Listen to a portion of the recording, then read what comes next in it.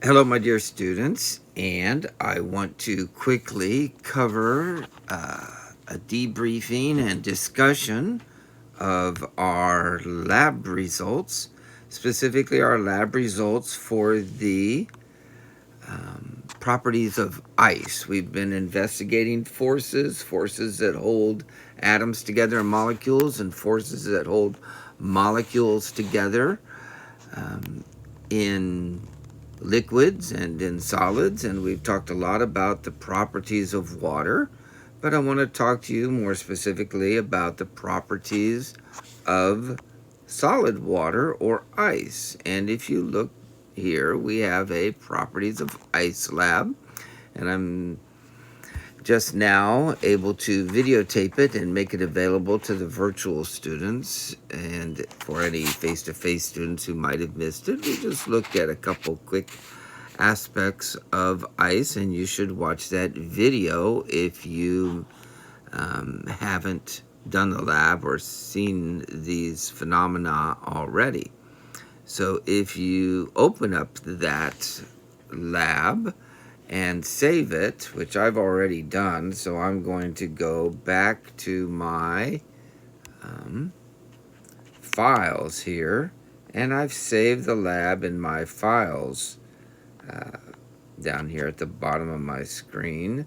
They're in a drive over here as a download, and so I'll quickly go through the lab report and open it up as a PDF and cover a few aspects of the lab, and you'll see the answers near the bottom of the page here. One thing I've included is a picture of the structure of water and ice. Ice has a really regular hexagonal array where each water molecule is bonded to 4 others. And if you look, it's a very open structure with lots of empty space. It's not air in there. An air molecule won't fit in there. Oxygen won't fit in there. Nitrogen won't fit in there. But it's a very open structure. Whereas water is much more dense, much more compact, and the molecules are freer to move. They roll around each other, and yet if you look closely, they are still all bonded to one another.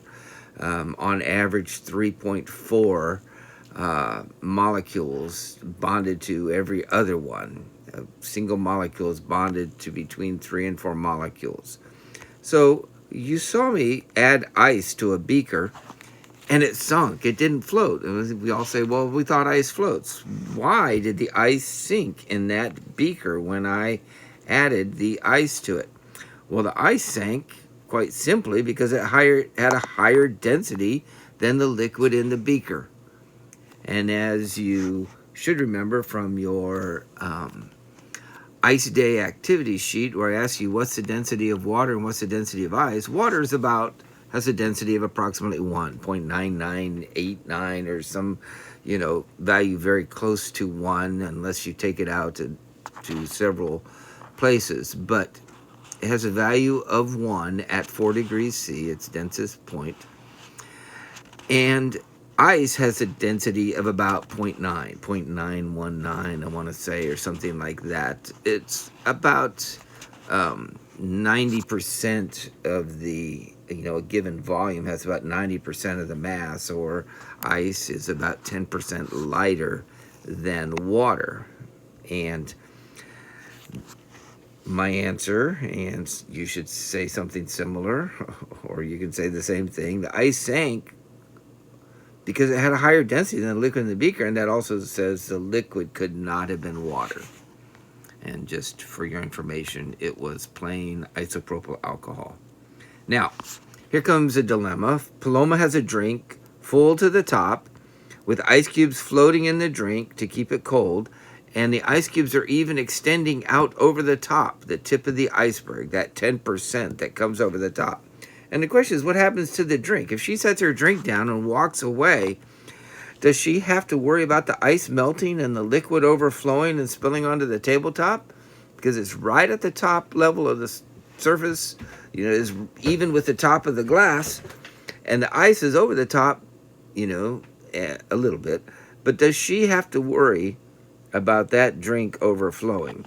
And the answer is no, she doesn't have to worry. Because as the ice melts, that liquid water, which has a higher density, that means it has, a mass to volume ratio such that its volume is only going to decrease. Okay? I wrote Paloma's drink will not overflow as the ice melts because liquid water has a higher density. I spelled higher wrong there. Than ice, and thus the total volume of that cup will only um, result in a lower overall volume. And it said, what would happen to lakes and ponds and the fish in them if ice was denser than liquid water and the lakes froze from the bottom up? Well, as that ice forms, as the air cools it down, it would sink to the bottom and slowly fill up the pond or lake. And one thing about you can still freeze from the top down if the lake's shallow or it's cold enough for a long enough time, but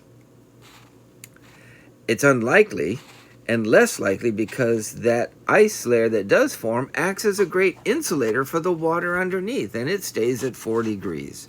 So I wrote, the ice would form and sink to the bottom and slowly fill up the pond or lake. And without the insulating effect of the ice, the water could eventually freeze completely.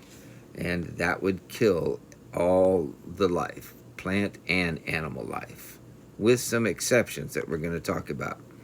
So what happens when something living freezes? Well, we looked at some lettuce. It's, one example that's fair. I've seen people freeze. We don't do these kinds of experiments anymore. This was 40 years ago. I've seen people freeze goldfish in liquid nitrogen and slam them onto the bench top, and they shatter like broken glass. But it's kind of gruesome, and especially when you think about the cleanup once that thaws. But we use lettuce. I put some lettuce in the freezer, some in the refrigerator, and the lettuce that had been frozen was wilted and old, like old dead lettuce, and lettuce that's been left out for a long time. Freezing the lettuce destroyed the integrity of the plant cells and the tissues and killed them, killed the cells, killed the tissues. The way it works is the ice, as it's forming, forms needles and forms crystals that crush and shear macromolecules and biological structures and organelles and cells themselves. It's not the actual ice swelling that kills them. That 10% change in volume. Most cells can accommodate about that much of a change in volume. But it's the ice damage as they freeze. And just some general information questions I wanted you to Google. What's the temperature inside the average home refrigerator? About 4 degrees Celsius. And what's the temperature inside the average home freezer? About minus 20 degrees Celsius.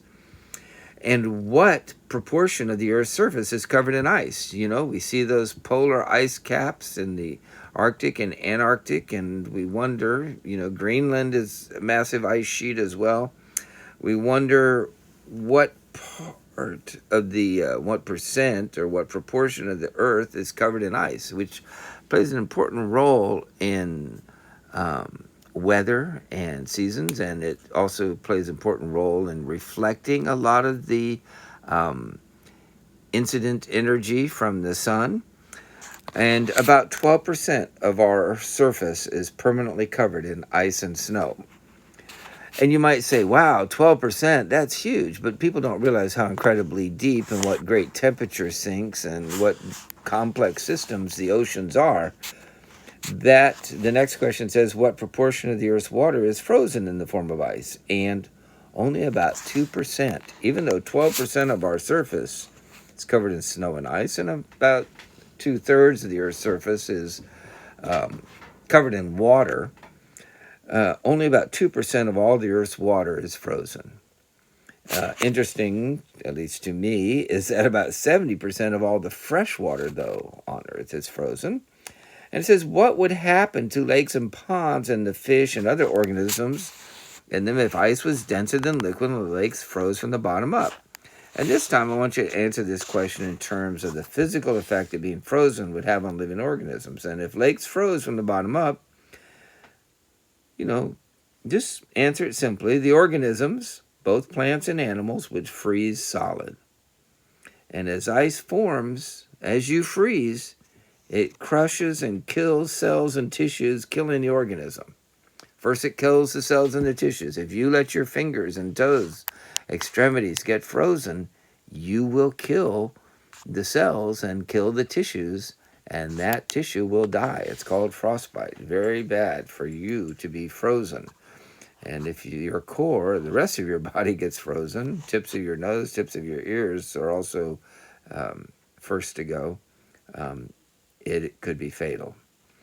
And that brings up the question, why is the Pfizer COVID-19 vaccine required to be kept at minus 80 degrees Celsius? Well, as I've said, as those ice crystals form, they pierce membranes and crush and shear other macromolecules. And the Pfizer vaccine is a very fragile messenger RNA strand that's encapsulated in a lipid membrane called a liposome. And rapid freezing makes the ice all freeze at once. And you get rapid freezing by freezing very quickly at an extremely low temperature, like minus 80. And when you have that extreme low temperature, and you form the ice all at once, you get that nice open ice structure, and you don't get the ice damage. So when we freeze, for example, embryos or, freeze tissues or cell lines or things, we freeze them very frequently in liquid nitrogen, minus 78 degrees, approximately minus 80 degrees Celsius. So rapid freezing, extreme low temperature storage prevents the ice damage. Remember this open and closed structure for liquid water on the left and ice on the right. And I have a picture of something called an Arctic cod. It's not really a cod. I forget what kind of fish it is, but that's its name. And we added some different things to melt the ice more quickly and to lower the temperature of our system. We added salt and alcohol to our systems, and I just said, what's your experimental data? What temperature was water and ice? And it's almost always 4 degrees Celsius if you have a good mix of water and ice. The water under the ice in a lake is about 4 degrees Celsius, 3.8 or something like that, but 4 degrees for our purposes. And what temperature was the water and salt solution? Well, just adding a little salt to our water and ice solution, we took that temperature down below freezing to minus 6 degrees. And adding the alcohol did much the same thing. You have to play with it to get the ratios right to and you can reach even significantly lower temperatures, minus 20 or so with some of these systems if you design them and set them up right. But the water and alcohol was 2 degrees Celsius, minus 2 degrees, below freezing again. So what happens to the ice when you add it to a liquid? Well, the ice melts and the liquid cools.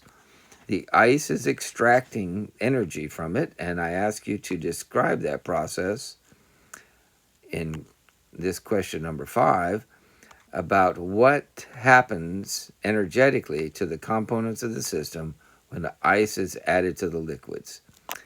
Excuse me for zooming around there. Well,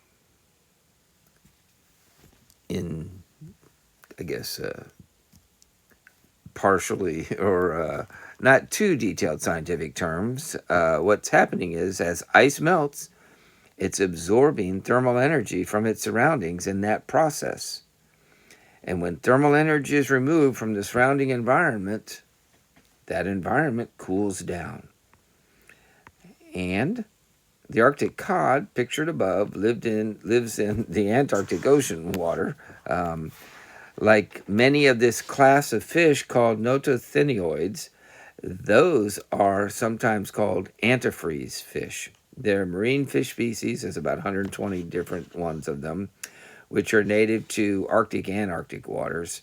And they survive in extreme cold, in temperatures below freezing even. And these Arctic and Antarctic fish have specialized proteins in their tissues and blood that we call antifreeze proteins. They act as antifreeze and prevent freezing by depressing the freezing point of water. So the water in their blood won't freeze, and they can survive those very cold temperatures. Very unique group of organisms.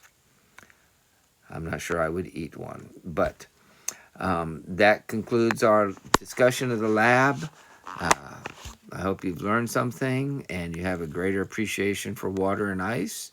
And until we see each other again, whether it's face to face or virtually, I will say stay safe and take care for now. And we will see you in the next one.